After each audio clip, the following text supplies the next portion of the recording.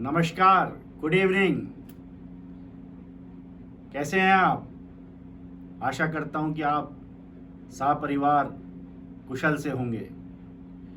दोस्तों, आज एक सुबेरे मेरे किसी मित्र का फ़ोन आया। उनका नाम कुमुद शर्मा। तो आपको ये बताना चाहता हूँ, कुमुद जी ने जब मुझे फ़ोन किया सुबेरे, तो मेरे से पूछा कि अतुल जी, क्या बात है, आजकल आप चैनल पे कुछ कम नज़र आ रहे हैं। मेरे को उनका ये क्वेश्चन बड़ा अच्छा लगा। मैंने उनसे कहा, कुमुद जी, आजकल चैनल पे नज़र ही कौन आ रहा है? आजकल चैनल पे कंगना रनौत नज़र आ रही हैं, दीपिका पादुकोण नज़र आ रही हैं, श्रद्धा कपूर, सारा अली खान, मीडिया के लोग नज़र आ रहे हैं। भाई सुशांत की न्यूज़ चल रही है, क्योंकि मीडिया को इसके अलावा देश में क्या चल रहा है उससे कुछ लेना देना नहीं है। दोस्तों, अभी आपने देखा कि किस तरह सरकार ने कृषि बिल को ध्वनि मत से, जोर जबरदस्ती से ध्वनि मत से पारित करा लिया। क्या ये इतना ज़रूरी था कि आनन फानन में ध्वनि मत से इसे पारित करा लिया गया? इससे क्या फ़ायदा हुआ? जो बिल पारित हुआ है उससे आज हमारा जो किसान है वो सड़कों पर है। जब से ये बिल पारित हुआ है, पूरे देश में किसान सड़कों पर है। किसान इस बिल का विरोध कर रहा है क्योंकि उसे उसका एमएसपी नहीं मिल पा रहा है। और साथ साथ इस बिल में जो कॉन्ट्रैक्ट फार्मिंग की जो बात है, दोस्तों, आजकल हमारा किसान जो है वो 2 वक्त की रोटी तो ठीक से नहीं खा पा रहा है।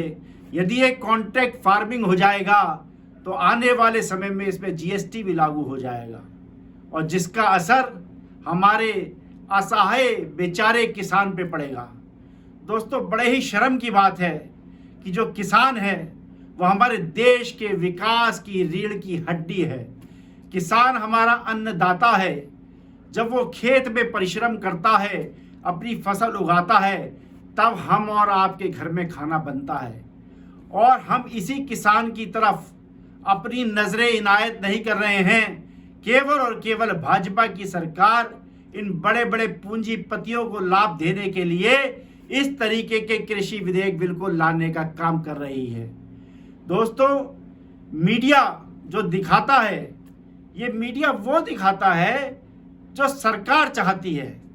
आज बड़ा ही असंतुष्टता होती है कि हमारा जो मीडिया है वो लोकतंत्र का चौथा स्तंभ है। मीडिया को जो देश में चल रहा है उसे हमारे आपके बीच में रखना चाहिए, परंतु मीडिया सरकार की, भाजपा की एक कठपुतली बन के रह गया है।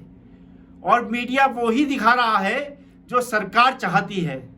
जैसा कि मैंने अभी थोड़ी देर पहले कहा कि मीडिया पिछले 2-3 महीने से सुशांत भाई, कंगना रनौत, श्रद्धा कपूर, दीपिका पादुकोण, ऐसे लोगों को दिखा रहा है।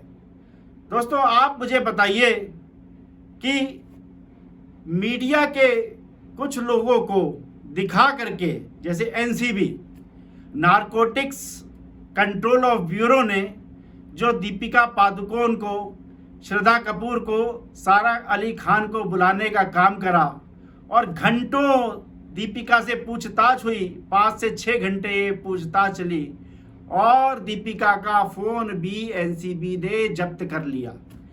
दोस्तों, 130 करोड़ की जनता में मैं चैलेंज के साथ कह सकता हूं कि हम में से केवल 1 लाख लोगों को भी ढंग से नहीं पता होगा कि एनसीबी क्या बला है। अब तक तो सरकार भाजपा रौब दिखाती थी, डराती थी सीबीआई से, ईडी से, और अब ये नया एनसीबी आ गया। एनसीबी का डर दिखाने का जो पिछले कई दिनों से चल रहा है हमारे कुछ चुनिंदा लोगों के ऊपर, जैसा मैंने कहा, दीपिका पादुकोण, सारा अली खान, श्रद्धा कपूर को जो बुला के घंटों एनसीबी पूछताछ कर रहा है, उनका जो उत्पीड़न कर रहा है, उनका हैरेसमेंट जो हो रहा है, उन अदाकाराओं का उत्पीड़न हो रहा है। आप देखिए, यदि एनसीबी को कोई कार्यवाही करनी है तो जो इसका ओरिजिन ऑफ सोर्स है, जो ड्रग पेडलर्स हैं, ड्रग पेडलर्स को बुला करके एनसीबी पूछताछ करे और ड्रग पेडलर से ये बोले कि इसका सोर्स ऑफ ओरिजिन उन्हें बताए। एनसीबी जो कार्यवाही कर रही है वो केवल 3-4 लोगों पर कर रही है। ये क्या सही है? दोस्तों आप बताइए, क्या 130 करोड़ की जनता में क्या केवल ड्रग लेने का काम इन 3-4 लोगों ने, दीपिका, सारा अली खान और श्रद्धा कपूर ने किया है, या और लोगों ने भी किया है? यदि किया है तो केवल इन लोगों को उत्पीड़न का सामना या एनसीबी का जांच का सामना क्यों करना पड़ रहा है, ये मैं आपसे पूछना चाहता हूं। दोस्तों, एनसीबी के अधिकारियों को यह जानना चाहिए कि ये दीपिका को ड्रग्स लेने की, सारा अली खान को ड्रग्स लेने की, श्रद्धा कपूर को ड्रग्स लेने की आदत पड़ी ही क्यों? ये ड्रग्स इन्हें कैसे उपलब्ध हुआ? और जिन्होंने ये ड्रग्स उपलब्ध कराया आज वो जेल के पीछे क्यों नहीं है? क्या ये ड्रग्स अभी आया है मार्केट में? नहीं, एनसीबी का गठन भी अभी नहीं हुआ है। एनसीबी का गठन भी अब से 20-25 साल पहले हुआ है। एनसीबी ने 20-25 साल में किन किन लोगों को इस ड्रग के सेवन के अंदर जेल भेजने का काम करा या उनके ऊपर कार्यवाही करी। दोस्तों, मैं आपको बताना चाहता हूं कि कंगना रनौत बड़े अपने आप को दूध का धुली समझ रही हैं। अरे कंगना रनौत जी, आपने अपने कुलीग्स को भी नहीं छोड़ा, आपने डर्टी पॉलिटिक्स करी है, जनता के साथ छल किया है। एनसीबी से मैं ये भी पूछना चाहता हूं कि जब कंगना रनौत ने ये एडमिट कर लिया है कि उन्होंने भी ड्रग्स का सेवन करा है, तो आज तक एनसीबी ने कंगना रनौत से ये कार्यवाही क्यों नहीं करी? कंगना रनौत को अपने कार्यालय में बुला करके उनसे पूछताछ अब तक क्यों नहीं करी है? और तो और दीपिका, सारा और श्रद्धा कपूर ने तो ड्रग्स का सेवन अज्ञानतावश, किसी भूल में, किसी के बहकावे में आकर अपने सेल्फ यूज के लिए हो सकता है एक आध बार करा हो, परंतु कंगना रनौत ने तो एडमिट करा है कि वो ड्रग्स का सेवन करती रही हैं। और साथ ही साथ उन्होंने शेखर सुमन का जो लड़का है, अध्ययन सुमन, उसे जबरदस्ती फोर्स किया था कोकीन को लेने के लिए। अब आप बताइए, मैं आपसे पूछना चाहता हूं, ये हमारे लोकतंत्र में क्या कोई आदमी किसी को ड्रग्स का सेवन करने के लिए मजबूर कर सकता है, फोर्स कर सकता है? जबकि अध्ययन सुमन ने इसका साफ इनकार किया था। मैं कहना चाहता हूं इस वीडियो के माध्यम से, यदि आपने कुछ चुनिंदा लोगों को पकड़ करके एनसीबी, आपने दीपिका,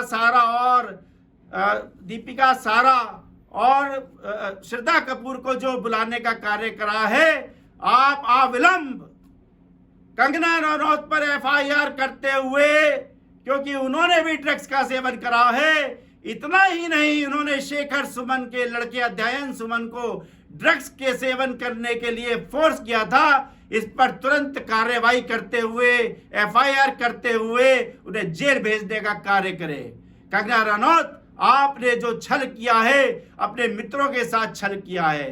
अरे मीडिया के लोगों, मैं आपसे कहना चाहता हूं, आप लोकतंत्र के चौथे स्तंभ हैं। अरे देश में इतने मुद्दे हैं, आज हमारा बेरोजगार युवा दर दर भटक रहा है रोजगार के लिए, किसान आत्महत्या कर रहा है, किसान को उसकी फसल का एमएसपी नहीं मिल पा रहा है, विकास कहीं नहीं है, विकास खो गया है। और आप इन मुद्दों को छोड़ करके आप ये पिछले 2-3 महीने से जो ये खबर चला रहे हैं, ये शोभा नहीं देता। ये आप पे भी मीडिया के लोगों ये आपके भी ऊपर प्रश्न चिन्ह लगाता है। और मैं आपसे कहना चाहता हूं कि आप मीडिया के लोगों, आप एक शक्ति हैं, आपको जनता ने एक शक्ति दी है, आप जनता को सही दिखाने का कार्य करें। ये भाजपा की कठपुतली रह करके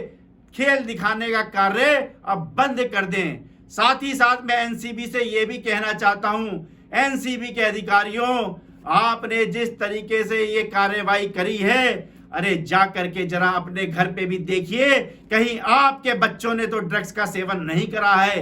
ये केवल एक तरफा कार्रवाई केवल दीपिका, सारा और श्रद्धा कपूर के ऊपर करना यह उचित नहीं है। मैं कहना चाहता हूं, यदि दीपिका, सारा और श्रद्धा ने ये ड्रग का जो सेवन करा है, ये किसी अज्ञानतावश, किसी भूल में या किसी बहकावे में आकर के यदि सेवन किया है, तो इसको यही बंद करें। और बल्कि ये सेवन क्यों हुआ है, इसकी बुला करके उन लोगों को काउंसलिंग करें कि what is good and what is bad.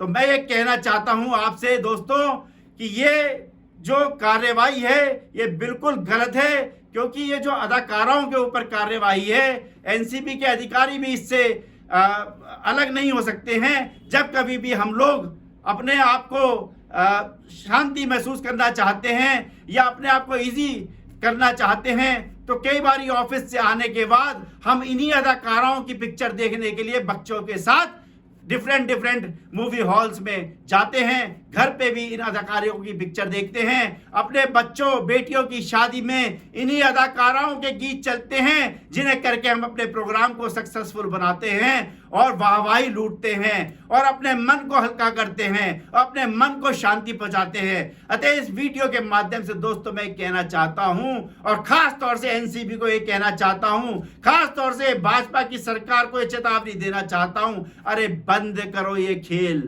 बंद करो ये खेल किसी के उत्पीड़न का, किसी चुनिंदा लोगों के ऊपर उत्पीड़न का, किसी चुनिंदा लोगों के ऊपर गलत तरीके से कार्रवाई करने का। अरे ये वो लोग हैं जो 130 करोड़ देशवासियों को शांति देने का कार्य करते हैं। अतः दीपिका, सारा, श्रद्धा कपूर जैसे और 2-4 फिल्मी अदाकाराओं की शांति भंग करने का काम अब एनसीबी बंद करे। दोस्तों इसी के साथ मैं एक बात आपसे और करना चाहता हूं। पिछले दिनों आदरणीय जय बच्चन जी ने ड्रग्स के मामले में सदन में कुछ कहा, पार्लियामेंट में कुछ कहा, अब उसके ऊपर आपने टीका टिप्पणी शुरू कर दी और खास तौर से उनकी बेटी श्वेता को भी इसमें आप लपेट लाए। दोस्तों बड़ी ही गलत बात है।